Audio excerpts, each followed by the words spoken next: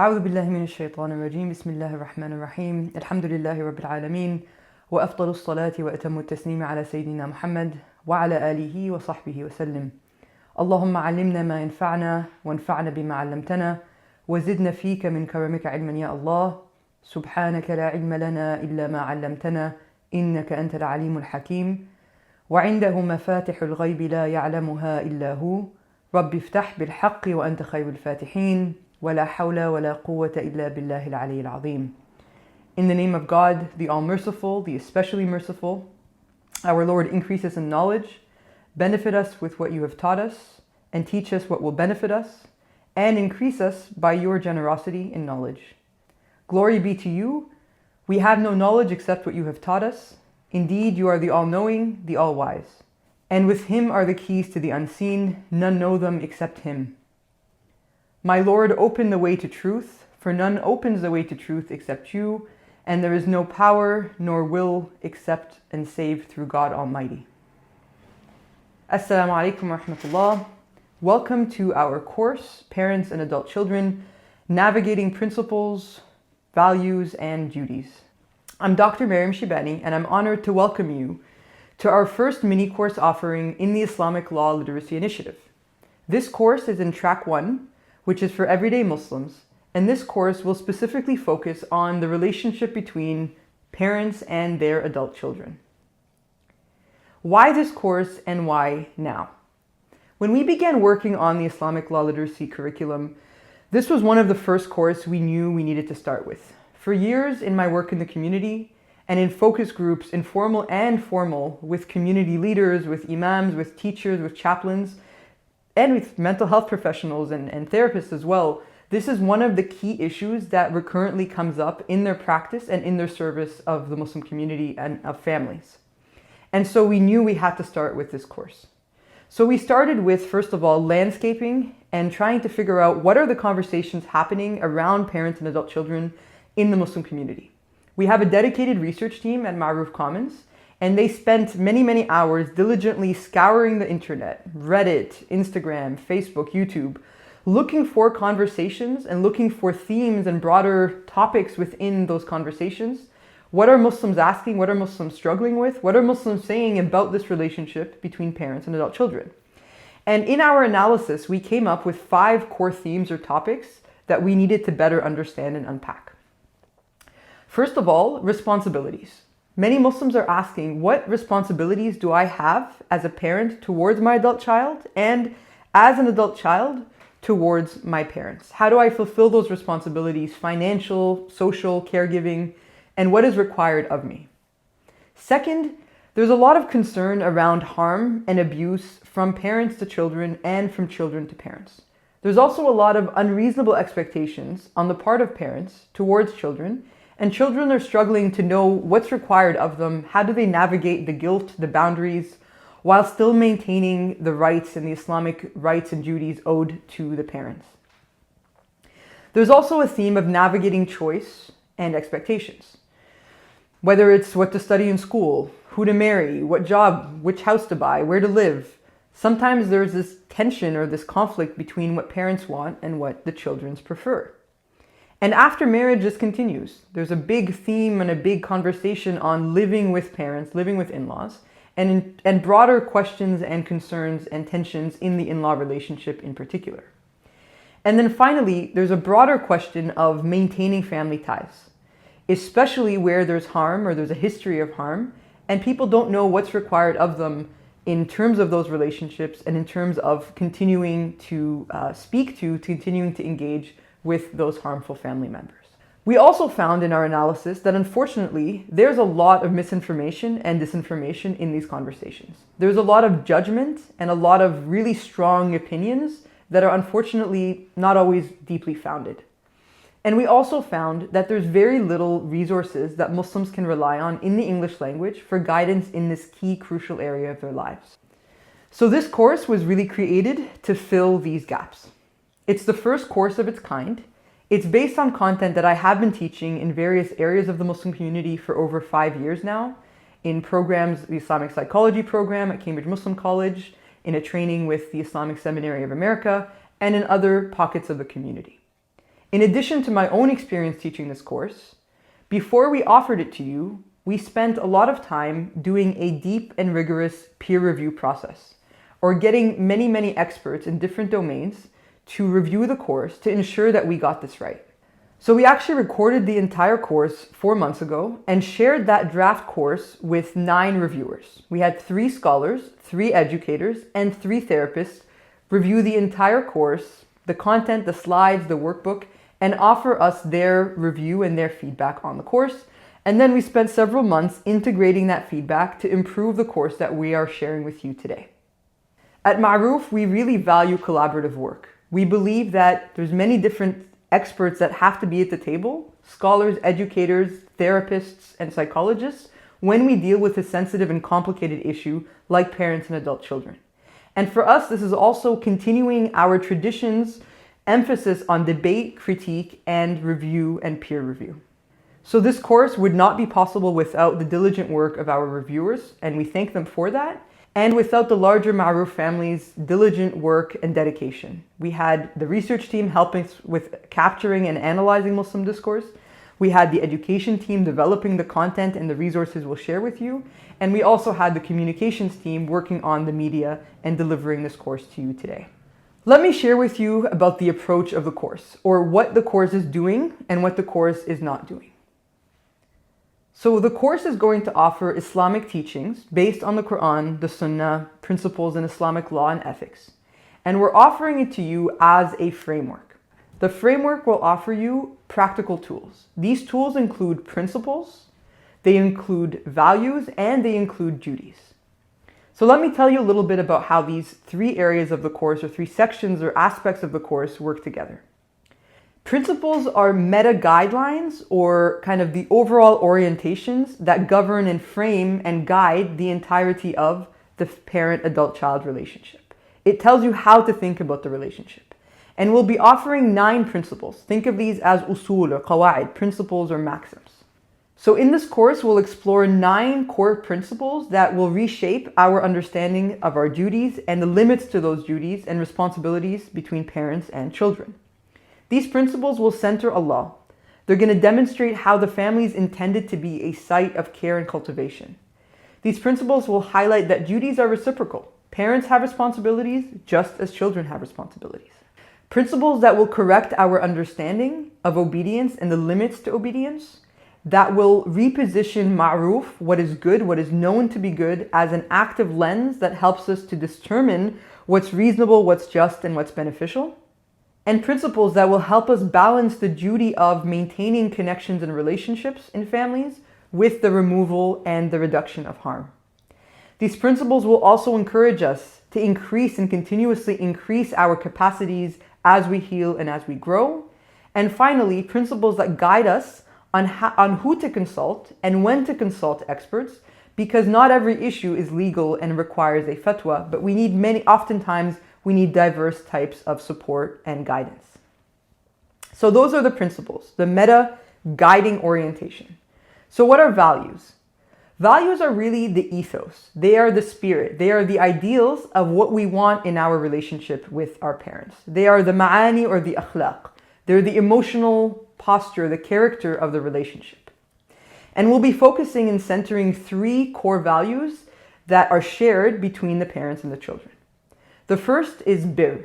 This is a core Quranic and Sunnaic principle that I'm translating as expansive good, and it really includes goodness, honor, gratitude, dutifulness, and it centers Allah at the center of the relationship.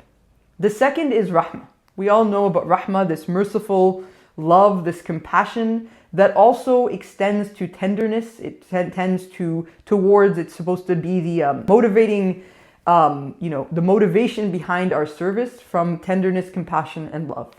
And finally, Iḥsān. Iḥsān is this beautiful excellence. It's not just doing what's just and required, although it includes that. It goes beyond the just and the required and the obligatory to include what is beautiful, what is good, what is excellent, what is appropriate for the situation. So these are the 3 key values, and as I mentioned, they apply both ways. Parents owe Birr, Iḥsān, and Raḥma to their children, and children as adults have to reciprocate that birr, that Iḥsān, and that Raḥma.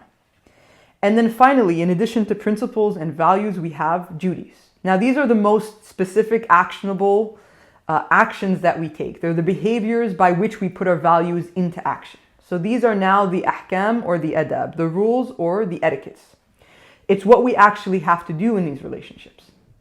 Duties flow from these values and they're interpreted through principles. And we'll talk again reciprocally, the duties that parents owe their children and the duties that children owe to their parents.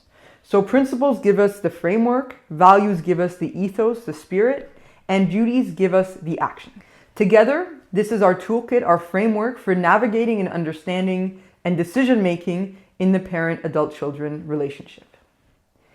So the course will offer you this framework, and it will also be practically oriented. So we'll have case studies that give us the opportunity to see how these principles, values, and duties actually apply or don't apply.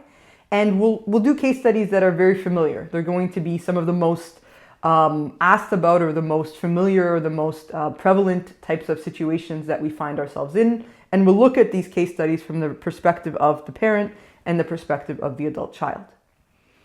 And then finally, this course, as you've probably noticed by now, is both for adult children and it's for parents. And some of us are in both categories. We're adult children and we're parents of young adults. And so when we talk about adult child, let me say a little bit about what I mean by that and what's excluded from the scope of the course.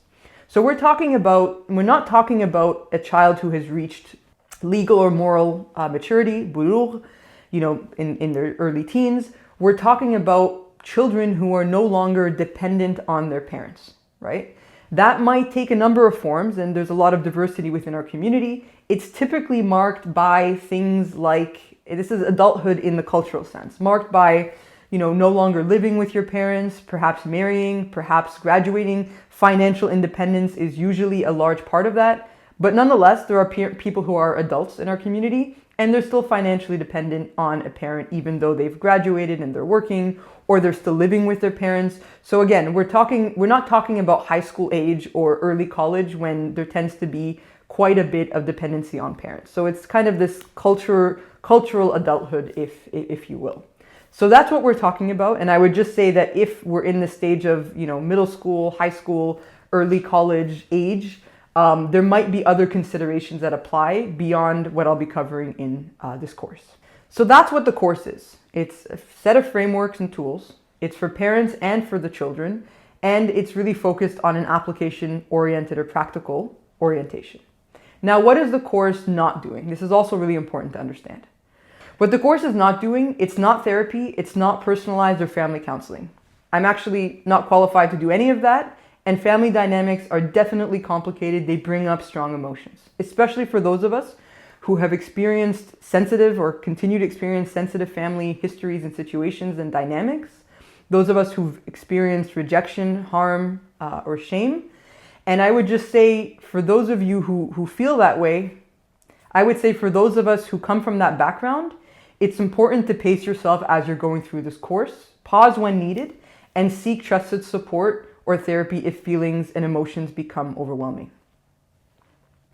We're also not providing tailored fatwas. I'm also not qualified to do that, and that requires a mufti. It requires someone who can have all of the details of your personal situation and offer you a tailored response as to what is required or what the legal rule for your situation requires. So you'll see me throughout the course kind of flagging this as maybe an area of therapeutic support that might be needed or a fatwa that might be required. And then finally, this is not a parenting course. We'll discuss obligations of parents towards their children, both when they're young and when they become adults. But this is very broad at the level of kind of principles and general responsibilities, not specific parenting advice. So the course is composed of 6 core modules, which I'm going to share with you, the learning journey we'll take together. But before I do that, I just want to speak a little bit about the context in which we are offering this course. Because in the design and in the approach, in the architecture of the course, we took to mind and we considered the context in which it's very much guided by our context and the forces and the factors that shape our family lives today. So first of all, we're living in very complex systems that shape what's possible for families that what was possible in the past might not be possible today.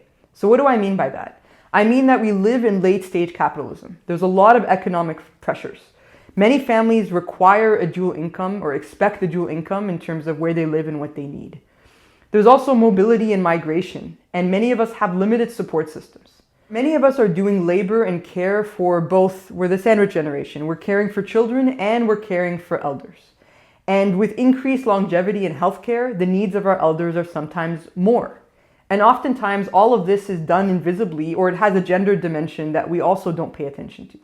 And finally, there's class differences that will shape how much family support or how much support a family is able to bring in. So these are some of the economic, social considerations. Many of us are also navigating dual cultural worlds. We might have been raised in the West with Western upbringing, norms, sensibilities, but we're also straddling inherited values from our ethnic cultures and from our Muslim heritage as well. And those of us who are living in Muslim majority countries, we're facing globalized and Western economic structures that are putting many of the same pressures on the family, just as we see in minority contexts. So there's often these tensions between inherited values and contemporary social expectations. And then a final kind of factor or set of factors shaping our experience is this increasingly psychologized vocabulary and world in which we live. Widespread therapeutic terminology and psychological concepts and frameworks often guide the way we think about family, self, and community. And although this gives us more tools for self-understanding, it also introduces new assumptions and terminologies. Sometimes these are aligned with Islamic values and sometimes they're not.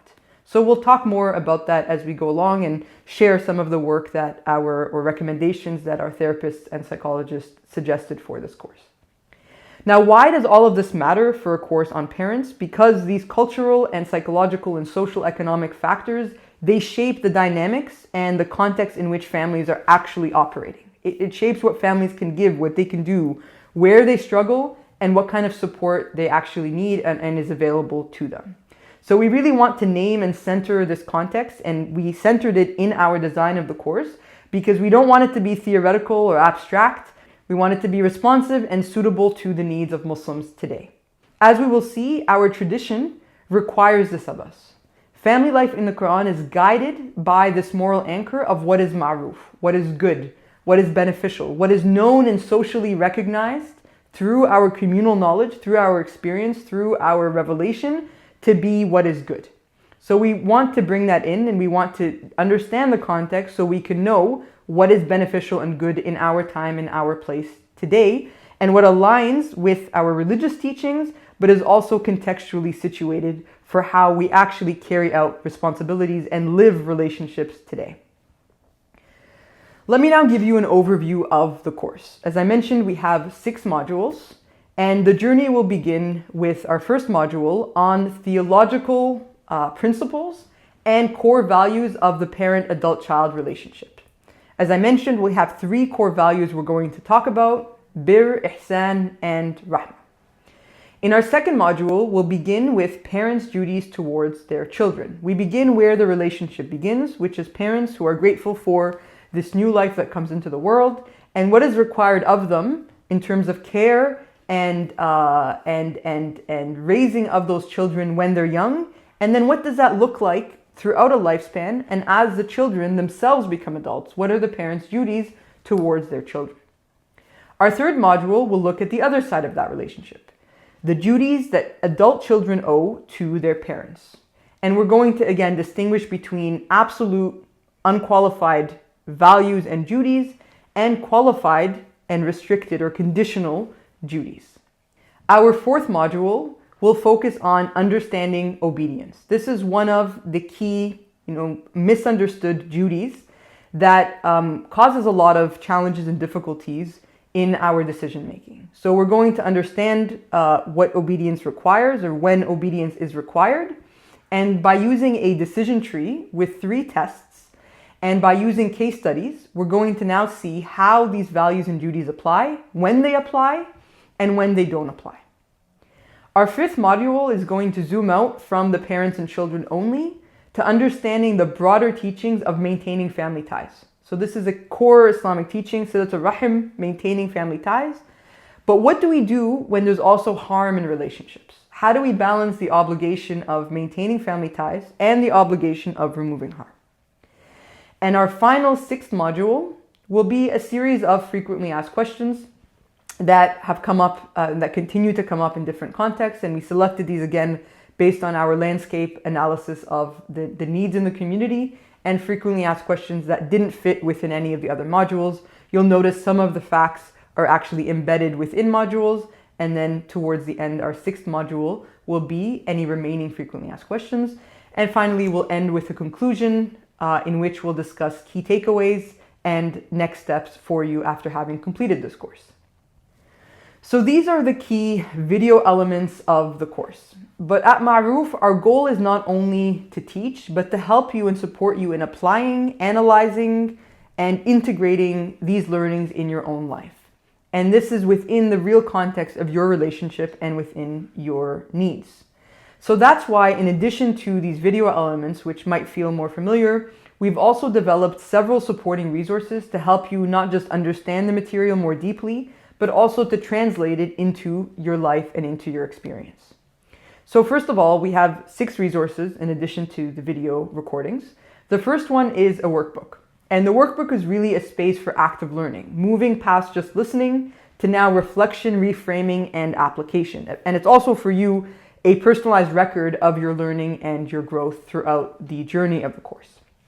You'll notice that the workbook will be structured with questions for reflection before you listen to a module, and then questions that follow the module after you listen to the module, which will ask you 2 different things. One will be testing and consolidating your understanding, and the others are reflective. Many of these suggested by our therapists. How do you reflect on and integrate the learnings from that module to your life?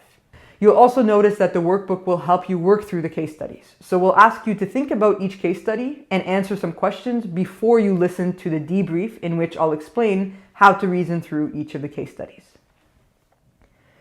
The second resource is our framework. Our framework has 9 core principles that, as I mentioned, are really the backbone of the course. They shape how we understand, how we approach this relationship through Islamic law, ethics, Quran, and Sunnah. And they're really a coherent map for the entire course, so that after you're done the course, you can see how all of these pieces fit together, and it's kind of like an index or a reference for you later on to see how do you apply and make decisions using the principles that were learned in the course. Third, we have a glossary. And you'll notice that throughout the course, the first time I use a term, whether it's an Arabic term or a therapeutic term, I'm going to clearly define it. It's really important that we have a shared vocabulary and language as we're discussing these sensitive and challenging and complex topics. So in our glossary, you'll see definitions of each of the key terms and concepts used. These are not just, again, from Quran, Sunnah, law, but also from therapy and from psychology. And for us, this is really important. This is part of our contribution to the long-standing tradition that we have in Islamic learning of clearly and precisely defining concepts, and also doing that within how, in different contexts of how the term is used. So in Islamic scholarship, a term might be defined differently in usul al-fiqh or legal theoretical jurisprudence, and differently in hadith studies, for example. So we're going to tell you how the term is defined within the context of the scope of this course. And we really hope that this glossary will be used to help you clarify key distinctions, crucial distinctions, for reasoning through differences between, for example, birr or goodness towards parents, and on the other hand, obedience or ta'ah, which is a completely different term and concept. Our fourth resource is a compilation of all of the verses from the Quran and reports from the hadith that we've used in the course. We're going to reference many of them, and sometimes we'll come back to verses in the Quran or a hadith in multiple places. And we really wanted to ground the course firmly within its scriptural foundations. And we want to give you the resource to be able to revisit, reflect on, and further study these essential verses and a hadith for further study and discussion even beyond the course. And then the fifth and final resource is a set of recommended resources for further learning. And we're not just talking about resources in terms of scholarly texts, lectures, or articles, but also human resources. Where can you find further support or go deeper in your learning, or to continue to grow in your exploration and application of what you learned in the course. So these are 5 core resources that we offer you alongside the videos, and again, to work through the workbook alongside the modules. Each module will be assisted by or accompanied by a section in the workbook. And finally, in our introduction, sharing some learning outcomes, or essentially what you'll be able to do when you're done with this course. There's 5 key learning outcomes. The first one is for you to understand this core Islamic framework governing the parent-adult-child relationship.